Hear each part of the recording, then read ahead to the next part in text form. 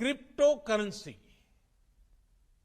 or Bitcoin, for example, it is important that all democratic nations work together on this and ensure it does not end up in wrong hands, which can spoil our youth. So breaking news coming in on that front. Several cryptos have fallen and crashed in the aftermath of the centre making its intentions clear that private cryptocurrencies will be banned. So several cryptos have crashed in the wake of the news emerging that the centre plans to ban private cryptocurrencies when it introduces that bill in the winter session of Parliament. I'm joined by Ridhima Bhatnagar on the broadcast. Ridhima, good morning. So the market's reacting along expected lines as the centre makes its plans clear. Good morning, Ayushman. So as you rightly pointed out, after the crypto bill was listed for the winter session, we've seen massive volatility. So let me just give you a sense of where the prices currently stand. If you talk about the biggest crypto, which is Bitcoin, that's currently trading at its lowest level since October 13. And you would remember that we saw on the 9th of November, the highest level of Bitcoin at $69,000. So from that level, we're down almost 20%. In India, the biggest crypto exchange, which is WazirX, that actually crashed last night, and you had investors actually running from pillar to post. But what's also interesting to see is that in contrast to Bitcoin, you have Ethereum, which is often seen as an altcoin, that's actually gaining because you're also now talking about the possibility of a wider blockchain adoption.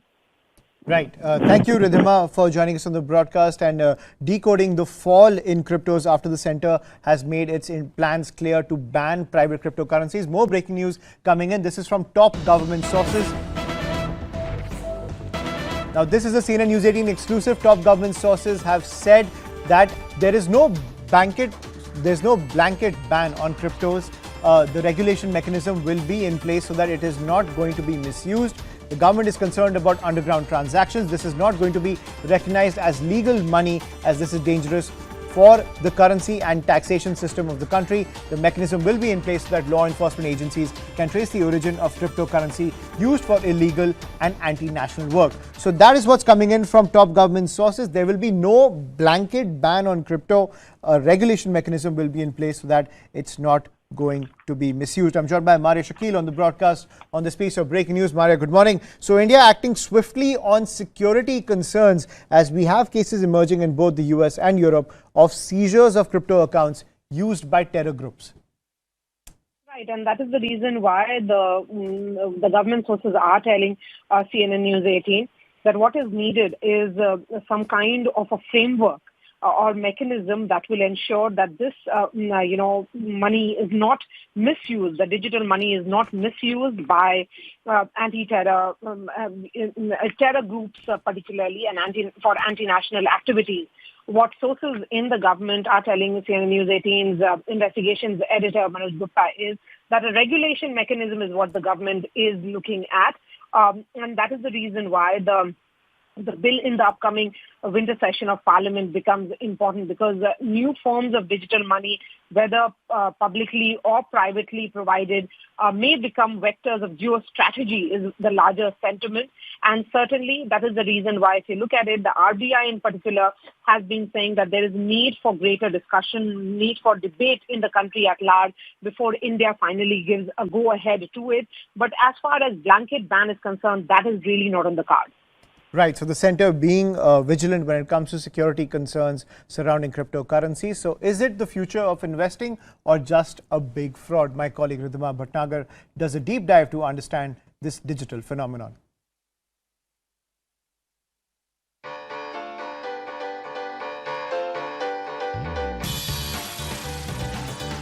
They say that New York is a city that never sleeps. The same can be said about the world of crypto as well. A space that is constantly changing, it's constantly volatile, yet has the eyes of everyone on it. So is it the future or is it some fraud in the making? But first, let's step back a little. Let's understand what are cryptocurrencies and why they were created.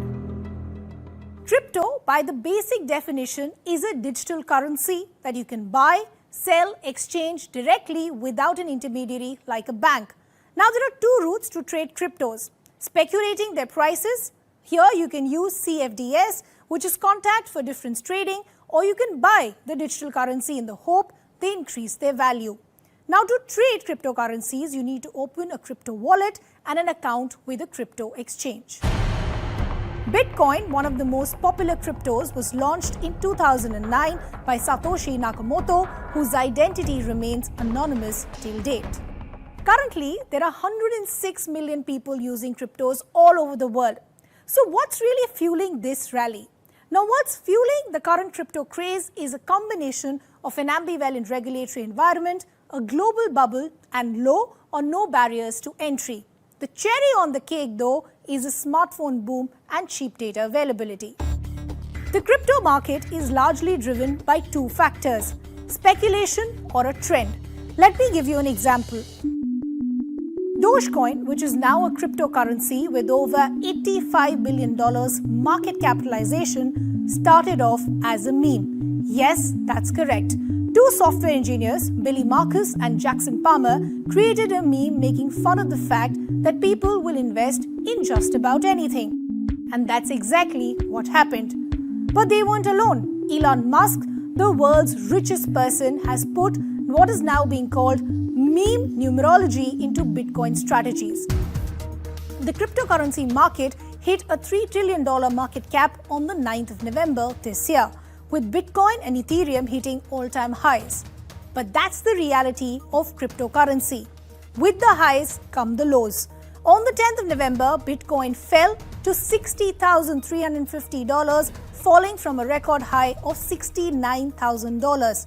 Ethereum, the second biggest cryptocurrency, also fell by 4.5%. But today, the world is looking beyond Bitcoin, as newer players are teasing investors with cheaper transactions and higher returns. These new players are dubbed altcoins or alternative coins. Ethereum is the biggest altcoin. There are about 5,000 others like Solana, Ripple, Polkadot, Dogecoin, Terra, and many others. Whatever you may call it, a fad, a trend, or a fraud, the reality is that crypto is here to stay. Ridhima Bhatnagar for CNN News 18.